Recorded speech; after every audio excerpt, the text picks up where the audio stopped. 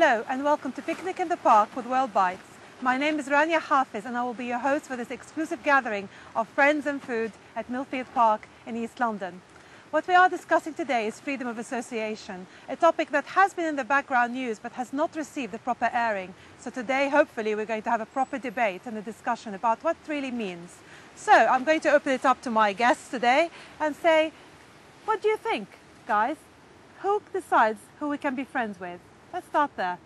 Who we associate with, I don't think should be a concern of the government, and I think it's important for us to have more freedom and maybe suffer the repercussions of that rather than not have enough freedom and suffer the repercussions of that. So who thinks actually there's an issue about maybe having friendships or associating with people who have committed quite a heinous crime?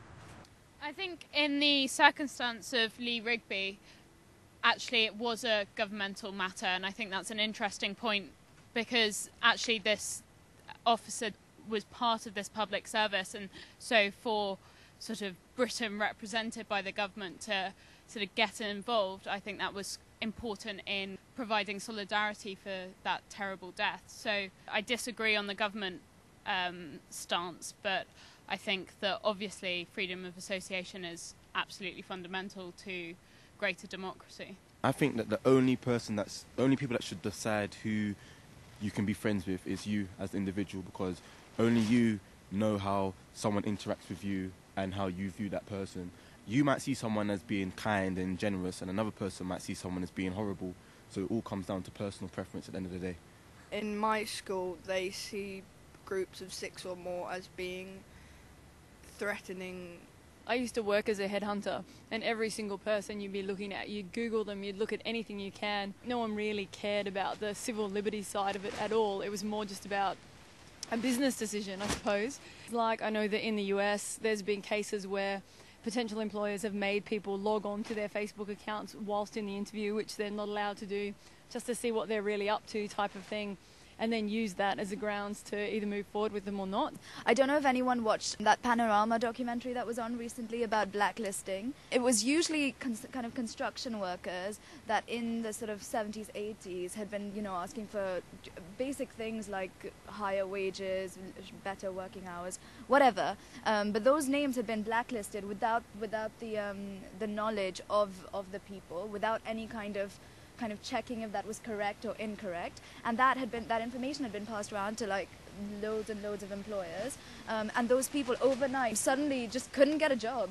They just couldn't get a job for 15 years. Why? Because they campaigned for better hours for themselves and for their co-workers. But also more recently, there's been name and shame BNP members. Let's name and shame UKIP members. I think that whole concept of shaming someone for their political views, I think that whole idea is completely outrageous. I think what was interesting about the blacklisting thing in the 70s was it was very underhand and secretive. Whereas now it's completely different, where it's almost like seen as a really positive thing to blacklist people and kind of name and shame them. If there's information that you're willingly putting out there in the public domain to say that I support the BNP or I support Al-Qaeda or I support an extremist group, and you're willing to pin your hat on that and let everybody know that that's your view, then you have to accept to some degree that there are going to be repercussions for that. So, for example, for the family who supported UKIP and had their foster children taken away from them, I'm not saying that that's right or wrong from the government's perspective, but at the same time it's the state responsibility to place those foster children in care as they see fit, and if they don't see that those views are acceptable, then it's entirely the state's right and responsibility to take those children away. I think that's crazy. I think if the state is taking away people's children for their political views, that's absolutely completely insane, and we should never ever ever be allowing that or defending it, and there shouldn't be this kind of like centrist bit of the spectrum that everyone has to fit into, and it shouldn't be, do you read The Guardian? Okay, great, you can have some children. Oh, do you vote for the BNP? No. I completely agree with what you had to say there, Vidya. And just coming back to the employing, so if you associate yourself with BNP, of course I don't agree with their views, but how does that affect you as an employee? Does that affect how you're going to work? It's just like going back to that bus driver who was sacked because he was part of the BNP. Before that, everything was fine with his employees. He had no problems, but when they found out, he was sacked. on some grounds which later on were found were not even relevant. There have also been cases who've been refused adoption because they're very strict Christians. Now, I'm not a Christian, but I don't have that kind of power. And it's just as well I don't have that kind of power to take away somebody's child, because although those views are different to mine, you're allowed to hold any view that you like. There's a certain element of misconstruing the story here. The couple who were refused foster children because they were Christian and had certain views against homosexuals, it wasn't actually the case that they had those views against homosexuals. It's that they openly stated in the interview that they were unwilling to promote or even perhaps endorse homosexuality in the raising of that child, which actually goes against what we stand for in this country, which is equality and human rights, and everybody has the free right to be whatever sexuality they wish. Should the state go around to parents and say, do you agree with homosexuality or not? And if you don't, we're going to take your kids away. Absolutely not. But then in that same case, those children who are of a family originally, their parents have the right over them to raise them in the way that they want. But the foster children, the children who are taken into foster care, are actually the responsibility of the state. So if the state puts them in the hands of somebody who's not going to promote the state values, why would they do that? I don't understand why that's even an issue. Isn't the issue not taking away children or jobs where there is extreme views? The issue, you need to squash it at its earlier stage. So in education and children's development of the people in Britain, I think that possibly we need to work towards limiting extremist views. I thought I was with people who like to associate, and now you want the state to police what we think. The whole point of association was to be able to not just be with friends but strangers and confront other people you didn't agree with who were equally strange. When you try to take power away from people or take away the liberties, they're more likely to fall into extremist ways of thinking. And I think Ian made a good point where he said in terms of how we deal with fringe groups or extremist partisan groups, it's important for us to confront them or to try and use discourse. And we already have a lot of powers granted to us. If we do disagree with a certain group, then we can take collective action to express how we feel about certain situations. I think the operative word there is granted, isn't it? Freedoms to associate weren't granted without a battle. It's not that we start off in life as babies and we have a freedom to associate that the state takes away from us. The freedom to associate wasn't there for the people at Peterloo who were hacked down by Wellington's troops for daring to ask for trade unions. It wasn't granted to Chartists. They had to go out and fight for it. So the idea that the state grants us anything, I think, is a bit of a myth. I think we live in a society where we're really sceptical of people, and I think in the case of where the foster parents, where their children were taken away, I think the councils had something to answer for as well. I think they made quite rash decisions before even thinking about it, because they were afraid of the repercussions that would happen to them if they were seen not to do anything. So I think sometimes as well some of the things have to be thought through a bit more, and they said that it was in the children's best interests, and I wonder what best interests actually means. The government's kind of like babying us. I think we've got a baby society where they want the best, well, they think they want the best for us, and they give us so many rules and regulations to kind of ensure that, but that's not necessarily what we need. I think there's a big difference between the private rights and public rights. I think that it's normal for people to judge people on who they associate with. I think anyone here, which is why everyone's saying, I don't believe the BNP, I don't believe in what they say. If someone says they're openly a racist, homophobic, whatever, I'd say there's very few people that aren't going to judge them, and we all have the right to think what we think about other people's associations. I think the key issue here is how far the state is allowed to go with state power in terms of how much liberty they can take away from our civil rights with their special powers that they have in terms of the law. Yeah, I totally agree with the public-private distinction, particularly when it comes to positions of authority that have been taken away from people due to their political convictions. For example, a bus driver who earns his money through driving disabled Asian children should know better than to openly take a position of power within the British National Party and then go crying to the papers when he loses his job I just think it's absolutely incredulous, and I don't understand how anybody can even think that that wouldn't happen. I'm a teacher, and I teach Muslim children, I teach Christian children, I teach children of presumably no faith. And I'm not banned from doing that job because I have different views from their parents and the ones that they hold. Because when I go to work, I don't start barking on about my particular views. That's a slightly more difficult position even than a bus driver, because a bus driver's driving a bus. He's not having an intellectual or ideological engagement with those children in any way. I would say that the point is being missed in that it's not that your views are racist or that whatever you hold internally is racist, but we go back to the public-private distinction. The point of view wasn't that the bus driver held racist views or not. Whether he did or not was entirely up to himself, and we live in this society which, you know, embraces people of all different views. But the point was that he's in a position of responsibility over a certain vulnerable set of people who potentially, according to the views that he's made public, are at risk. Is the state that you're sticking up for the state that is invaded Iraq or invaded Afghanistan? Is this the state that you want to defend?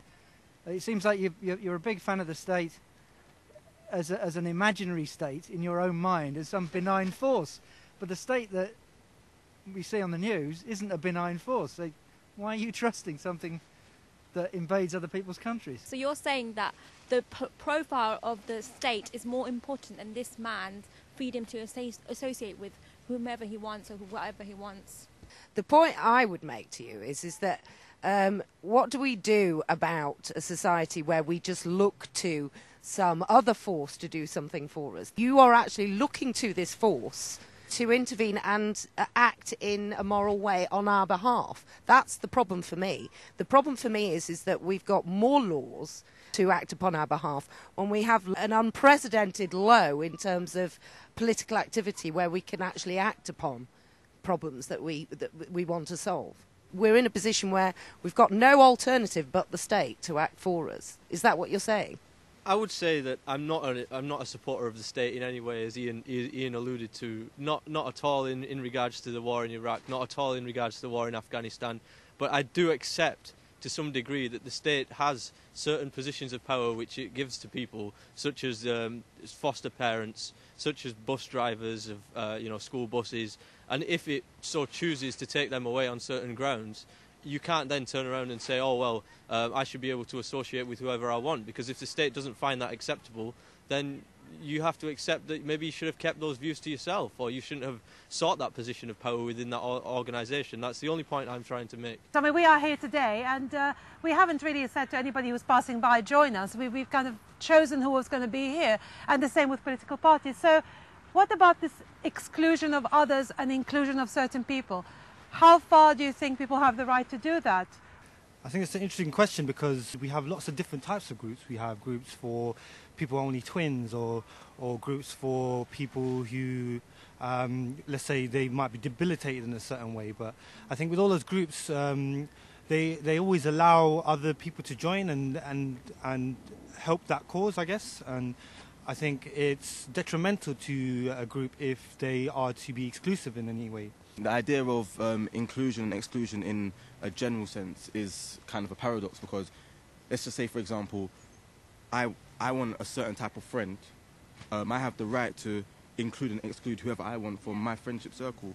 However, a stranger has every right to feel that they can still come to me and try to be my friend regardless of my view. It's the same way in the sense of, if you want to be Pope, you have every right as a human to apply for the job that you feel that you want to do. However, as the restriction of being a Pope, I might say, okay, that's the exclusion in a sense.